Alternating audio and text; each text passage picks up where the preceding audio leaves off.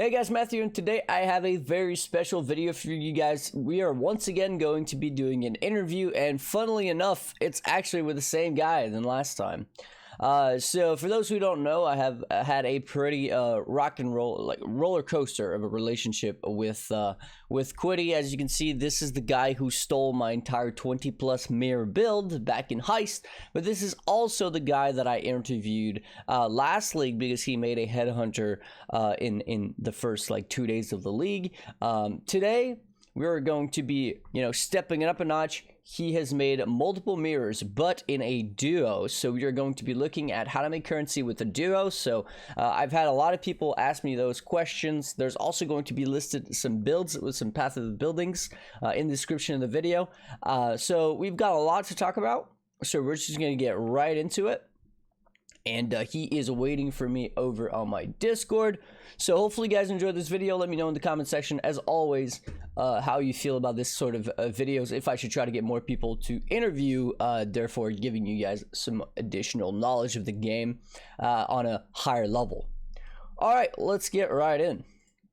Hello. Hello, what's up?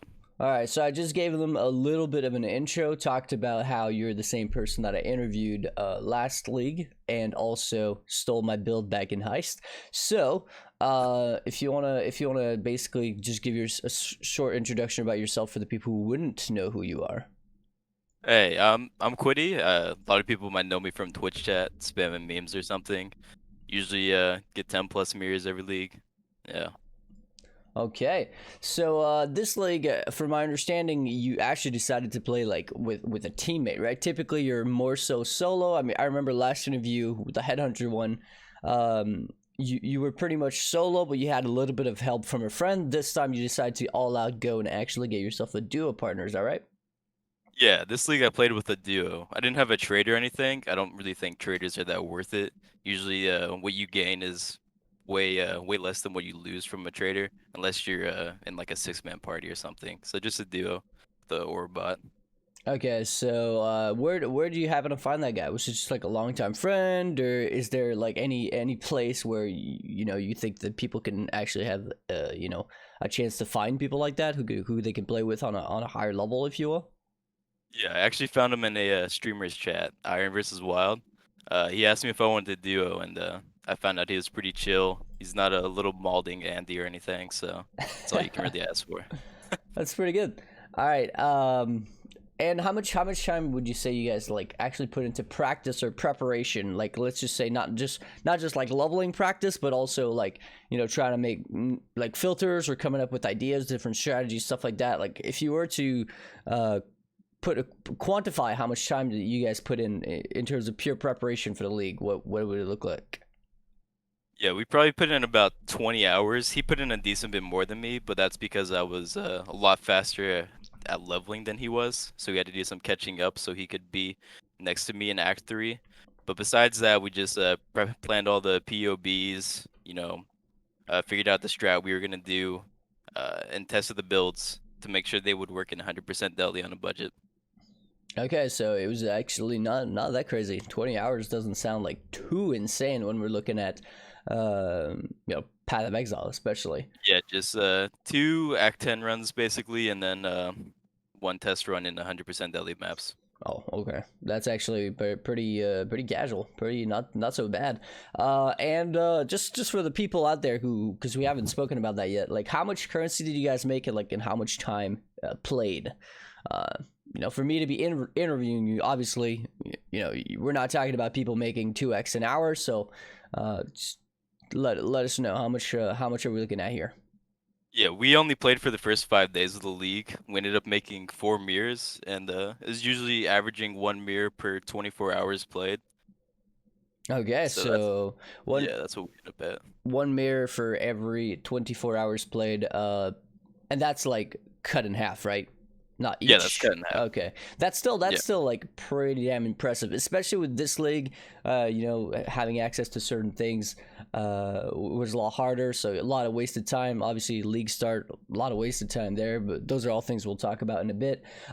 So what was the main strategy that you guys employed to actually make that much currency? We're talking about a mirror every 24 hours.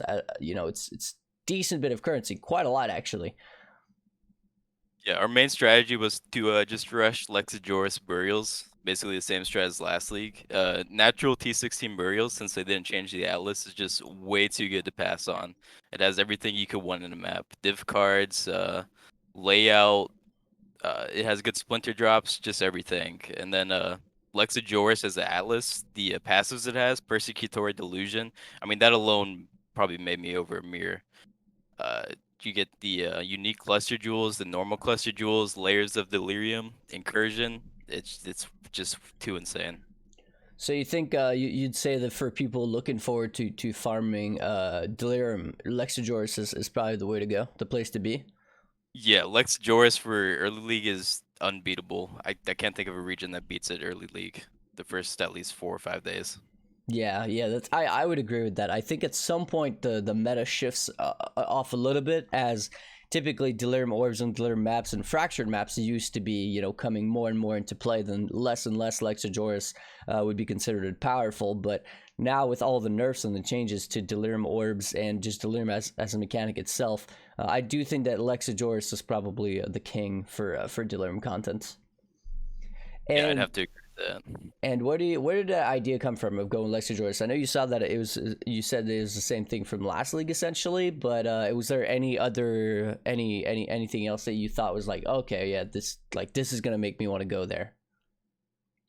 It's basically the same thing as the last league. It's just way too good as a natural T16 map. You can do a lot of memes with that, and it really helps early league to play a natural tier map. Yeah, I think I would agree with that. Obviously, for both when it comes to actually sustaining the map and also if it's a good map of a high tier that's natural, it's easy to Horizon Orb. It's easy to sell because people are also wanting that map. So I think you're absolutely right when it comes to that. What about your league start though? I did mention that obviously server problems and all that, but tell me a little bit about your experience. Were you guys some of the luckier people who were able to just play? Because I don't know, not necessarily streamer priority, but I have heard of some people who just somehow were able to stay in without any sort of priority or anything like that. And of course, like the majority of people were struggling to even play more than 5 minutes every hour. But Yeah, what ended up happening is I started league start. I was 13th in queue, so I thought it was gonna go pretty well. But I ended up making it all the way to Act 3. I killed Vol Oversoul, and then I started getting kicked. My bud got kicked 5 minutes in. So I ended up having to go run the axe with him and just carry him because I was literally an hour and a half ahead. But in the end, I think I ended up making it to maps in 14 hours or something, something okay, awful. Yeah. And so then right before the second they fixed it, we went to bed. So we went to bed 10 minutes before the fix came out. So we were oh, staying up struggling for I don't know 17 hours. It was miserable. yeah, I actually did the same after when they said they were gonna fix it. I almost took a nap on stream, and after it was fixed, I blasted for another few hours. But yeah, I kind of did the same thing. It was so exhausting, like all the just waiting and going through all the trouble, the queues, the DCs. It was pretty exhausting. I completely agree. But when you said 14 hours, is that like actual slash played, or is it 14 hours into the league, like from the league start? No, 14 hours into the league start. I think it was only 3 hours, 30 minutes slash played or something. It was decent enough. That's usually what I get around. Okay, so yeah, same with me. It seems like the rubber banding, the crashing would always actually like roll back your characters, right, and your progress. So even if you were spending a decent amount of time in the game, it would just always get reset, which was very annoying. Definitely one of the harder, if worse ish league start I've seen in a while. Looking forward to the future leagues though, hoping that this doesn't happen again because I think it's kind of a shame that people like you, for example, or other groups, or even just other individuals, put in a lot of practice and then just get a slap on the face Exactly. as a reward. That's a bit unfortunate. But let's talk about your first purchases when you actually got to maps, right? And you got your whole strategy set up, which for you was Lexajoris. What were the first thing that you guys bought in order to basically get the money rolling? Yeah, the way I look at it is I want to the upgrades I want to get I want them to be able to pay themselves off. So I only get the upgrades that will go up in price or allow me to farm currency that I otherwise couldn't. So right away for rush 3 inspired learnings. Those are just way too strong in a duo. And then I get him his budget little Orbot up and running, and then we pretty much blast until the nebs come online. Okay, so essentially you're saying that you mostly invested in your actual characters than on any sort of like supplies or like Watchstones or anything like that. Yeah. Yeah, all the way up until I get Awakener 5 with around 130 completion. That's what I like to aim for so I can over sustain.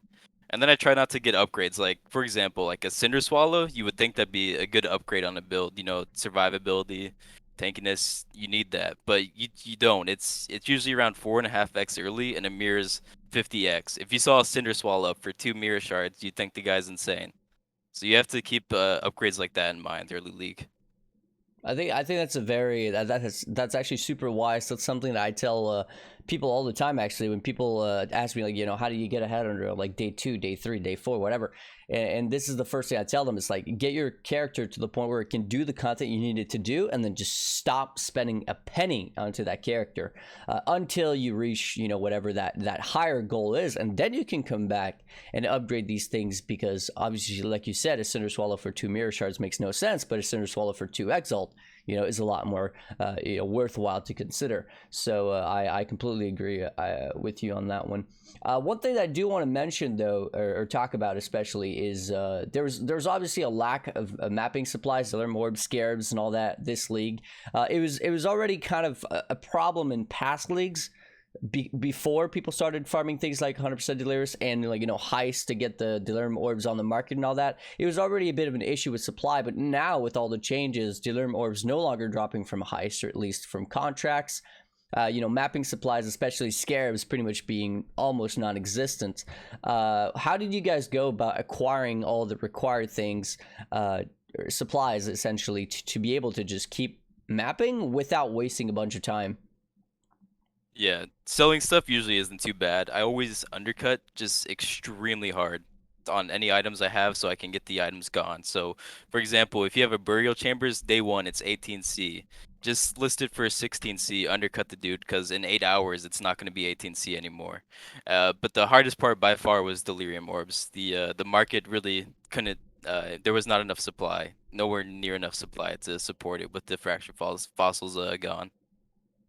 Yeah, I think I agree. I mean, we saw the price of the Delirium Orbs at 25C minimum, and that's when Exalts were about 100 even. So we're looking at 4 Delirium Orbs, more than 1 Exalt just in Delirium Orbs every single maps. And the price of Simulacrums and Simulacrum Splinters didn't seem to reflect that, right? The price of Simulacrums was actually fairly in line with past leagues around league starts. So it definitely felt like it was an uphill battle. How did you guys go about that? Actually, anything that you could talk about ways to increase basically your sustain of those Delirium Orbs without actually having to buy them one at a time? Maybe there's like some bulk methods that you're using, paying a little bit more for additional access or anything like that. Yeah, I realized the delirium orbs are gonna be a pretty big problem early on, but then I noticed the ultimatums actually consistently dropped maps with layers of delirium on them, and since I'm playing on a natural T16 map, burials, I figured out that I could just search this trade site for maps with already 60% deli on them, T12 and up, and then I would horizon orb them all the way up to T16 and or no, harbinger orb them all the way up to T16, and then horizon orb them to burial chambers. And this allowed me to get the maps effectively at half the cost of normal Delirium Orbs, so I would end up saving a ton of currency with that. And even if the map were to brick to a beachhead, usually the math usually ending up to where I didn't even really lose money. Even if it bricked on T15 map, I worst I went even.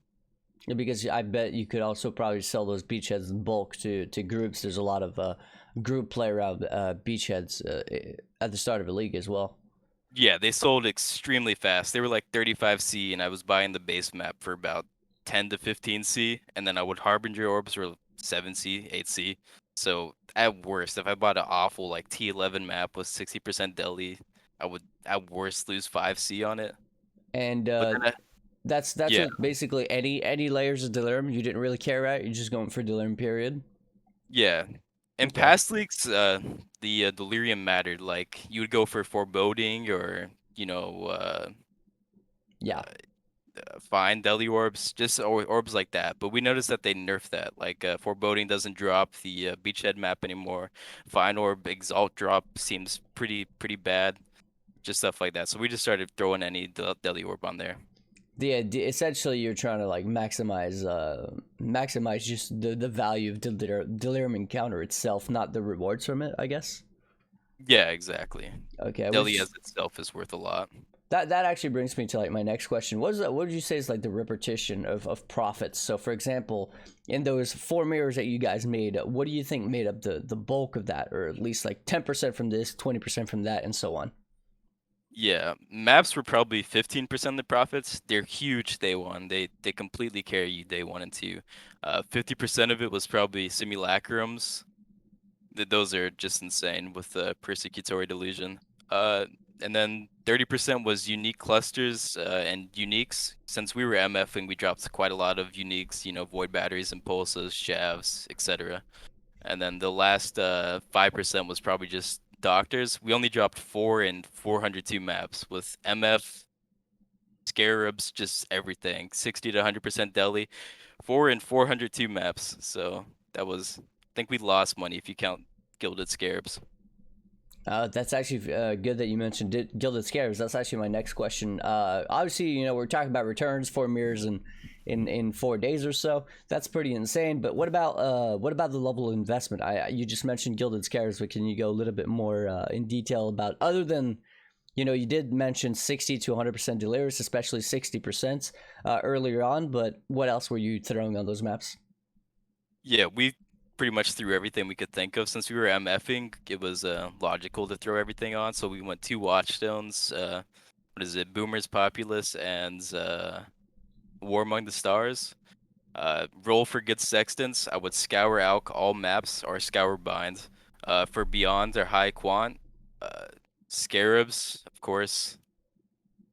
Just that type of stuff. And prophecies. I found a bulk prophecy trader day two, so that guy had over 100 Tempest somehow.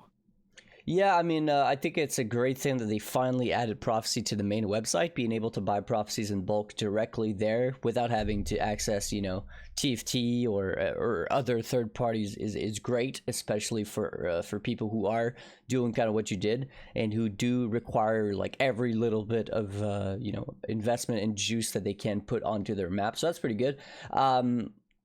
I will say, however, if you're making the same amount of currency at the start of leagues and at the end of the project, at some point you're basically just starting to chase more and more because mirrors are going up in price, but you necessarily would be making the same amount of profit per hour. So you keeping that in mind, I assume that you can't do the exact same thing from the start to the finish.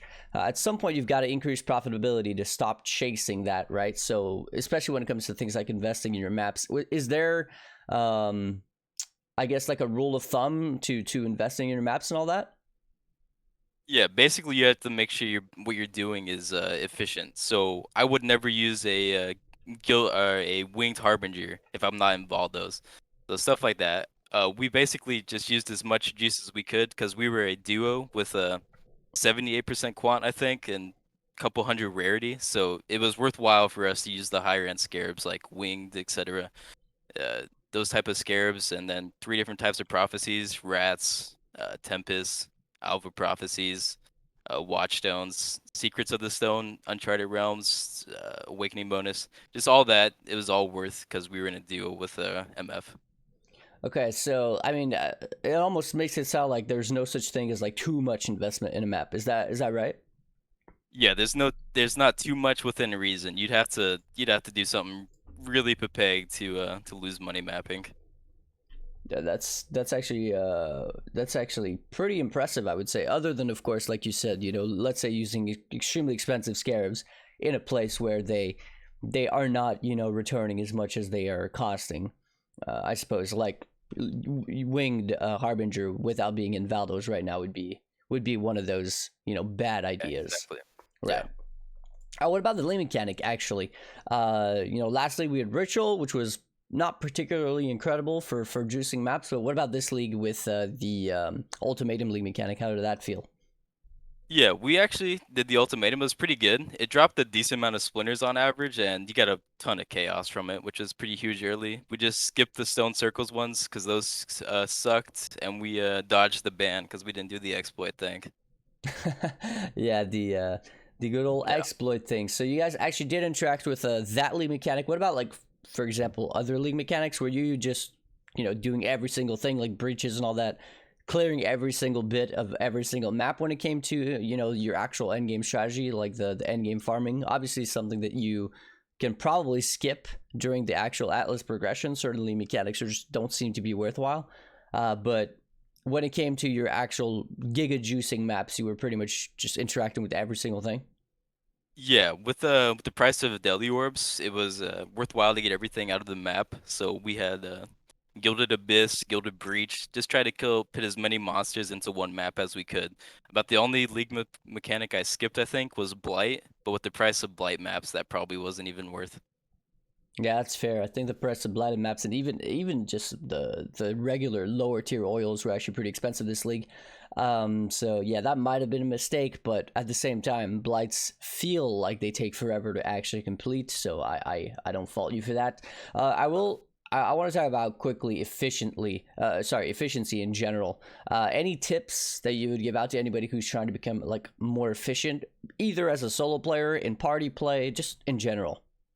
Yeah, efficiency is all about time spent in map if you're mapping and what you do with your currency. So the investment you choose and what your build is. You want your build to be as cheap as possible, like you said, so you can stack mirrors when they're cheap.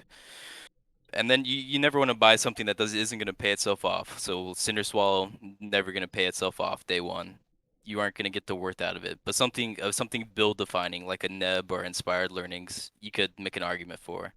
As far as mapping goes, Kitok is right. Hideout is lava, so you want to just spend as much time in a map as you can. I was doing over 100 maps every day with 100% deli on them. So just focus on time spent in map. Okay, so pretty much, there's no real secret there. It's just the same thing Yeah, yeah, and then everyone's been roll saying forever. everything in bulk. Yeah, you wanna Yeah. spend every bit of currency you have on maps early. So I would make 10x and then I would turn that into 20x. I would then spend 20x on mapping supplies, 40, 40, 80. Just every little penny I had into investing into maps. But then if you do that, how do you ever actually go about buying those mirrors? Eventually, it just starts to be too much to where you can't just invest 160x to make 320, I guess. Yeah, you can't just enough to how many maps you can run in a day is usually what I do. So I'm not gonna roll 500 maps. You just lose money buying at that current rate. Just enough to where you can map for the entire day, so you don't have to buy anymore. Oh, so you would actually spend, let's say, 20 or 40 exalts of your currency to mapping supplies, prepare all of those in like a mapping quad tab or something, and then you would go the entire day without like actually even ever buying anything? Yeah, I would spend like 3, 4 hours. We would split up who has to buy what, and we would just spend 3, 4 hours just buying, and then map for 15 hours. Okay, so obviously there's a lot of playtime when it comes to making that sort of currency. Not exactly Yeah, something casuals can be doing, but yeah, yeah. still definitely some very, very good tips from the man himself. What about specifically if you're trying to talk about people who want to do some early juicing, right? Anything that you would consider to be like secrets of the trade, if you will, or like things that are not said enough when it comes to setting up some early juicing? Do you think you have to be in party? Can you do this solo? Anything to talk to people who are looking forward to potentially trying to pull off what you guys pulled off? Yeah, I've always been a solo player, so the main thing you want to focus on is the first couple days. The first couple days, groups really don't have that much of an advantage on you. You can you just have to focus on day 1 and 2, getting to T16s as fast as you can, selling those maps. That can usually get you a headhunter if you're fast enough. Like I'm 3 hours 30s to maps, and I'm very fast to awakener. That type of stuff can just carry you to a mirror. Once you get a mirror, you want to buy something like a headhunter. If once you get a headhunter, day 3, if you have a headhunter solo and you're doing 100% deli maps, you're making way more than a group is after they split. You're set. You still think that 100% Delirious, even as a solo player with the nerfs and all that, is the place to be? If you I can would run probably them efficiently? yeah, early league, 60% deli, they're 100% worth it. If you can do them fast solo, they're insane. Now maybe you get priced out like 3 weeks until league. That could definitely happen with MF groups, but early league, yeah, you can definitely make a ton of profit. Okay, pretty good. I guess we're gonna finish it off with like expectation versus reality, right? You guys going into the league, you had a plan, right? And you know, you had your expectations, I would imagine. How did that plan out? Would you say that you guys achieved, you know, what you were going for? Do you think you underperformed, overperformed? Is there anything that you think was like drastically different that you thought was going to be more profitable, or anything that was drastically different that you thought was going to suck and that ended up being really, really good? You know, things like that. Yeah, so the doctor drop rate was definitely a morale killer. We probably killed millions of monsters without getting one. That gets kind of annoying after a while. I think we went on a 150 map dry streak. That and bleed bases really hurt us, along with fractured fossil nerfs. But besides that, like if we had this exact same league start in Ritual League, it would have been insane. We probably would have gotten 8 mirrors. But uh, from what I could tell, not many people really popped off this league. There's a lot less loot, a lot less currency in the game, and a lot less ways to make the 10 mirrors in first week. Yeah, I agree. I mean, we can see that very easily just through looking at the price of mirrors, right? Mirrors are like 200x at this point, like, and we're a month into the league, which is Yeah, something that's typically they would be around 400 or 500 at this point, or something like that. So it's really, really cheap for mirrors, which pretty much tells us the entire state of the PoE economy, since everything revolves around the price of mirrors. But I guess that's pretty much all I have in terms of question. I don't know if you want to add anything. Let's shout out to anyone like that, or to. yeah. Shout out to my Dio Peanut. He did good. No mauled. Very nice. So that's that was Quiddy, I suppose. Well, thank you very much for your time, sir. I'm gonna go ahead and do the outro for this video, if I can get rid of this, and hopefully I can get to interview you next league, or the one after that, if you pop off again, and you know, keep doing better. I guess we went from 100 to 4 mirrors. I'm looking forward to what you can achieve the I'll next make sure league. to yeah, I'll make sure to one up myself. One up yourself. All right, sounds good, man. Well, thank you very much for your time, and I will catch you later. Yeah, peace. All right, so that was Quiddy. There's obviously a lot of information in this video. It's not going to be something that's easy to digest. But I do think, however, that some of the, like, pretty much everything he said was spot on. The tips that he gave throughout the interview, the knowledge this man has, is really on another level. You can tell that he takes the game really seriously, and I highly respect people like that. So hopefully you guys enjoy the video. As always, let me know in the comment section how you felt about this interview. Before I go, though, as always, I do want to take a time to say a massive thank you to my supporters: Flame Scorpion, Richard, Willie, Alex, Jordan, Emma, Raymond, Tim, Scott, Lost with a Mag, Grimoire, Nathaniel, Kremis, Justin, Kevin, the other Justin, Sodas, Axel, Mercury, and Bizen, as well as a massive thank you to everybody else who is listed down here, who have supported me in the past, or who wish to remain anonymous. Hopefully you guys enjoyed once more, and I'll catch you guys in the next one. Peace.